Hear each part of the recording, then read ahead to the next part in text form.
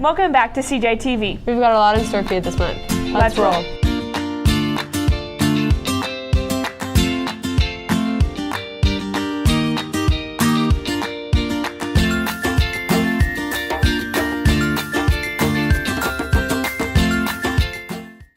Hey, did you get out and exercise your right to vote? I sure did. Why don't we let Trent, Damon, and Tyler give us some details about this year's election? CJTV caught up with some students to ask them what they thought about the election.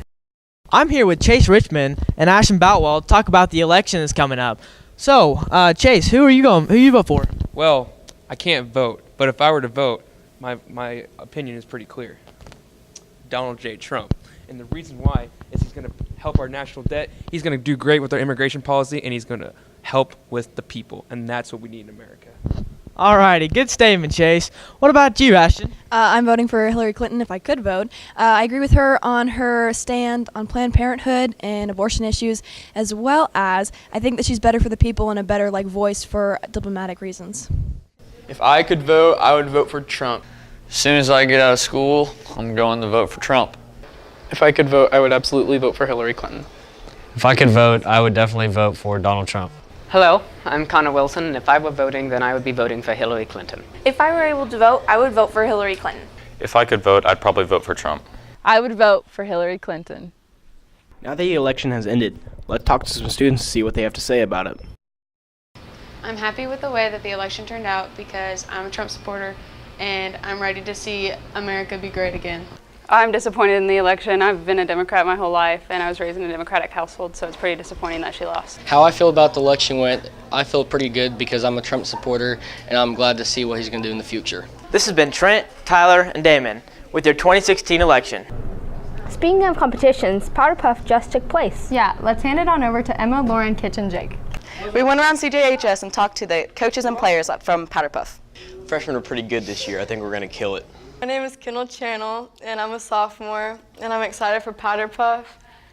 Well, I'm not, but I'm quarterback, and we're going to win. I'm excited to go watch the Powder Puff games because I want to see some girls get ran over. I feel like they get really aggressive when Powder Puff comes around for some reason. Like they could be not aggressive at all, and then it comes out when Powder Puff comes.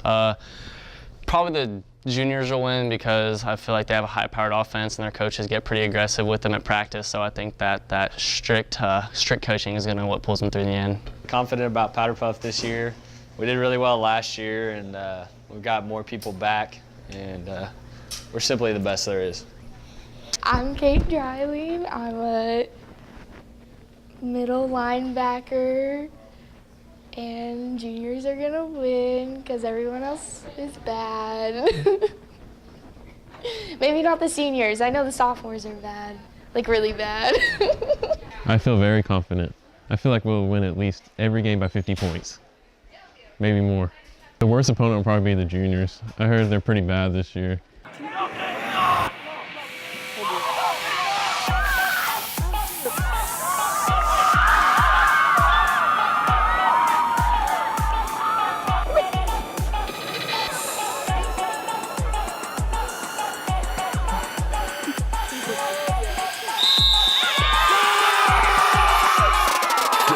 My favorite part was when Ashley Marsh struck Kayna Sluter out of bounds. The games went pretty good, but to be honest, we thought we'd win each game by 50 touchdowns. That didn't happen. We still won though, so.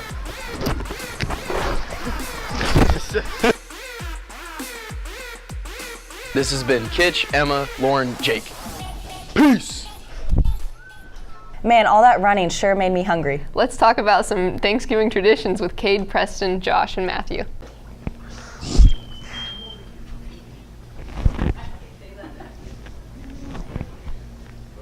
Since it's almost Thanksgiving break, we went around and asked students and teachers what their Thanksgiving traditions are.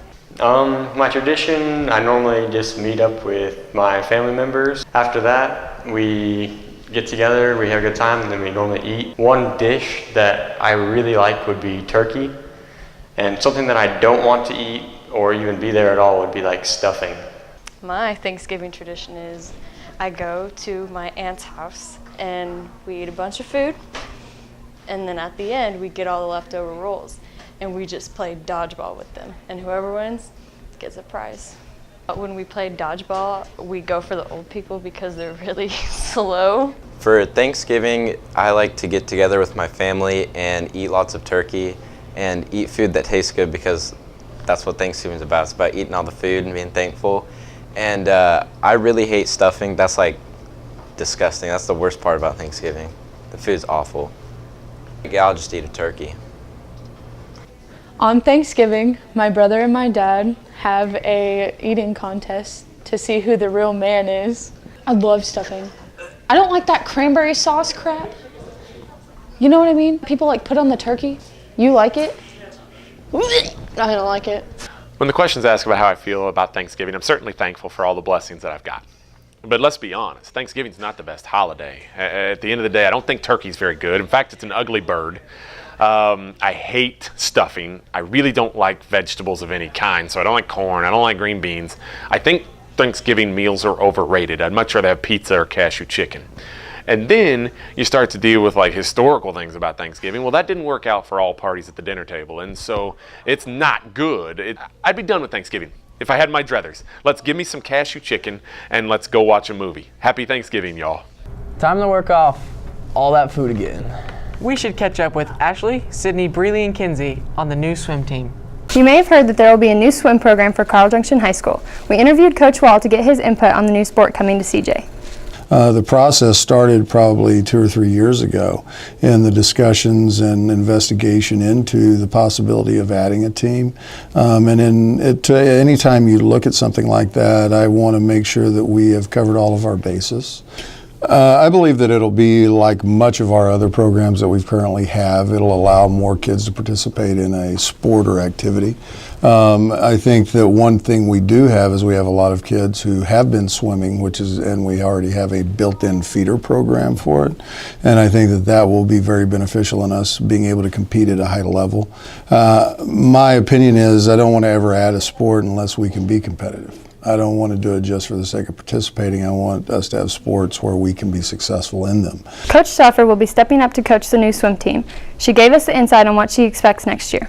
My AD informed me there was probably about 15 to 20 girls that were interested from Carl. So I know a few girls from Carl Junction that swim, so it'll be fun just to see them and get to work with them. But I mean, my expectations are just, it'll be fun to work with both teams together and just kind of have the girls bond. And so we'll just kind of see how it is. Swimming is awesome. It's fun. It's hard work. We do put in a lot of hours. And, if you're a newbie to it, we welcome you. But we do want some experience in swimming. I have been swimming for 13 years on a USA competitive team. I've been swimming since I was 3. I swim for JCW. They were JCW, but they're the Berserkers now, so I swim for them right now. Yes, I've swum for 11 years. During the year, I swim for Carthage Cat Tracks through the Y, and during the summer, I swim for Joplin Stingrays, the City League. I'm really excited that we finally have a swim team because it's like, since it's my sport, I finally get to do something for the high school, and that's really cool for me to get to do that finally. We're excited that the swim team will bring something new to CJ Athletics. Good luck next year to our future swimmers. This has been Kinsey, Ashley, Breeley, and Sydney signing out. Wow, that really got me fired up. Hey, speaking of getting fired up, Phoenix Fired Art just hosted a community event. Tori, Brooke, and Jillian have the story. This year, Phoenix Fired Art held its 5th annual charity event for the community called the Empty Bowls Project.